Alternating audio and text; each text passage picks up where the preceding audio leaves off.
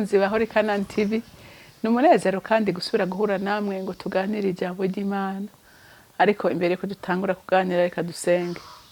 Danina haza data wa twese umuremyi w'ijuru n'isi, umuvyeyi mwiza dukunda twese, mu ntege nke zacu kuko ari wadukomeza mu bitugora n'ibitunaniza byose akatwambika inkomezi ziwe. Uruwe kwizegwa mwami Imana kandi ugirira neza abawe bose. N'ubundi akwiyambaje ubandanye kutugirira neza nk'abana ukunda. Hama icubahiro cyose kibi cawe mu izina ry'umwami wacu Yesu Kristo senze nizeye kuvyumvise. Amen, amen. Ijambo rero Imana impaye kuganira namwe ni ijambo rivuga ngo hariho abagore b'ibigaba b'ibipfu badashaka kwitandukanya n'akahise. Haleluya. Usanga baguma bashaka kuba mu buzima bw'abagore bw'abavyeyi mugabo ntibitandukanye n'akahise akaguma wiconnecta n'akahise. Rero itandukanye niba hari ibyo wagendeyemo ukaba winjiye mu bindi bishasha guma muri ibi bya kero byibagire. Haleluya.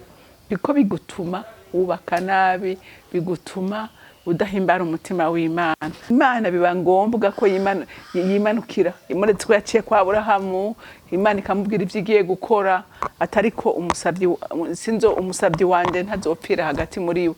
Niho rero abamarayika babiri ngo bagenda bagashika kwa Loti, hama Loti akabakira, hama babantu bumvise yuko hari abantu b'abagabo bagiye kwa Loti baca baja kubarondera kugira ngo babakorere ivyamfurambi. Loti arababwira ati ndabinginze nimureke gukora ibara, nimureke gukora igwizira, ati ndafise abakobwa bakirisugi ntume ndababaha mugabo nimukora ivyo bintu. Baravuga ati umviriza ahubwo duhera kuri wewe uravye turakwica barugabo gurunyamanga utari no wiwacu.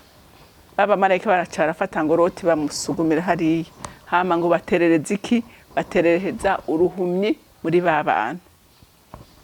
Hama ngo baba marayika abwira Loti atuviriza rero haguruka ugende n'abana bawe n'umugore muve hano, ati tugira dukora ikintu. Loti aragenda n'umugore wiwe, mugango arababwira ati ntihagire umuntu numwe ahindukira ngo arabe inyuma. Ati uhindukira wese ngo arabe inyuma, nukuvuga asubire kwiyumvira ku byasize. Ati arabona ivyago.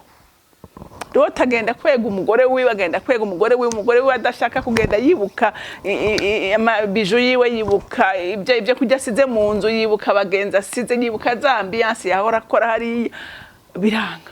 Ngo agenda ahindukira avuga ati yo ndega ndabisize. Wagihindukira ngo yaciye ahinduka iki inkingi y'umunyu na bugingo n'ubu. Rero ndababwire abantu b'Imana, nabo uyu munsi ari abagore bameze nka muka Loti. Nguyo yagendera mu bintu bipfuye, yagendera mu buzima umuntu ari wenyene. Sije kibona umuntu afise uwo babana afise ama responsabilité, ugasanga ni wa muntu ashaka kwikomporta akaguma muri bwa buzima yahozemo.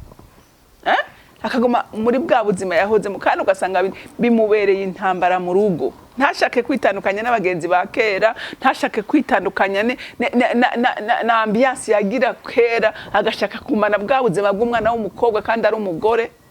Uzohinduka inkingi y'umunyu nka muka Loti. Bisigura ngo urugo ushobora kurusohokamo, bisigura ngo umugabo ashaka kukwanka, mushobora kuba kwama mu nduru. Ariko umugore mwiza aritandukanya akibagira ivya kera, akaraba bisharimwo. Haleluya, haleluya. Akaraba bishasha rimwe. Muka Loti yahindutse inkingi y'umunyu kubera iki? Kubera kwiyumvira, akibuka ibyo yahora bagashaka kubisubiramwo, akavuga ati ndabitaye gute, wa mutima wikaga muri kurarebagana. Imana iravuga ati hako ncereza aba reka uyu ndamwica ndamukureho. Haleluya. Ahinduka iki? Ahinduka inkingi y'umunyu. Rero uyu munsi ari abadamu benshi barahari ndabizi. Iri kureba ama comportement yabo, uyobegwa ko bafise abana bareze, uyobegwa ko afise urugo ateza kuraba ingene arutunganya, kibagira ko afise umugabo akavyibagira. N'amarigara uzoya basangamo. Ntibashake guheba ubuzima bahoramo. Uyo si umugore w'ubwenge, uyo si umugore akwiye kubaka urugo. kuko urugo hari ibyo rusaba, hari inyifato urinda kugira. Haleluya. Kubera ko umugore yitwa umuzeza kwanzu nuko hari ibyo ujejwe mu nzu. Umugore ni inkingi y'urugo. Haleluya. Igihe rero ushatse kwifata nk'umutwe kandi uri inkingi, urumva hari ivyononekara, hari ivyononekara. Urumva hariho ama responsibility ufise atawuya kurabira. Mwe barabiraba mama wawe, ni wewe biraba. Genda ubitunganye neza, fata urugo rwawe neza, witeho. Raba bitagenda ubitunganye, sengera urugo rwawe. Haleluya. Abana bawe barabe. Haleluya. Mukaroti agumiza agatima ku vyakera, agumiza agatima ku vyasize. Hariho n'abagore usanga baguma mu mahorasyo bari bafise bakiri inkumi. Umugabo wawe ntazovyemera, urugo rwawe ruzosambuka. Rero nahawe kurugwanira, nahawe kugubahisha, nahawe kurubamo ukavuga ngo ndagubaka vyanka byakunda. Haleluya. Ivyakera ukabyima amatwi, abagenzi bakera ukabima amatwi. Igihe hari abagenzi bakatagutwara mu bintu vyiza. Nenya rero buhitamo igikwiriye n'ikibereye kugira ngo urugo rwawe rukomere. Lote arafakara, arafakara. Mbe murazi ko hariho n'abagabo basa n'abapfakaye kandi bafise abagore. Ugasanga urugo na kajagari kubera habuze umugore w'ubwenge ashobora kugubaka neza, ashobora gutunganya ibintu neza. Rero ikintu no kubwira muntu w'Imana, raba ibitagenda ubitunganye neza nk'umugore afise ubwenge. Haleluya. Nk'umugore afise ubwenge, ntukamere nka mukaroti yifuza ibyo yasize hama gahinduka inkingi y'umunyu. N'uyu munsi hari abagore n'ukuri basa niyo nkingi. Niyigiye mu rugo rwabo utangara. Kibazo urugo rurimo umugore afise ubwenge, ibintu birajagara, ibintu bipanze nabi, hameze nabi, hasa nabi. Ntacabazwa mu rugo ntacazi. Kwera ntarubamo abakumarigara. Haleluya. Ariko umugore w'umufasoni amenya kubahisha urugo rwiwe. Rero Imana yo mwijuru ibampezagirira. Mana datarugira byose uri mwijuru, ndagushima kandi ndagushimira.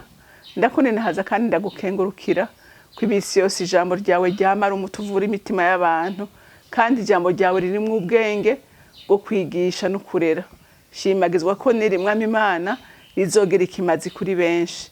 Ndagushimiye, icubahiro cyose kibi cawe mu izina rya Kristo Yesu senze nizeye kuvyumvise. Amen, amen. Mwarahezagiwe, mugira umunsi mwiza.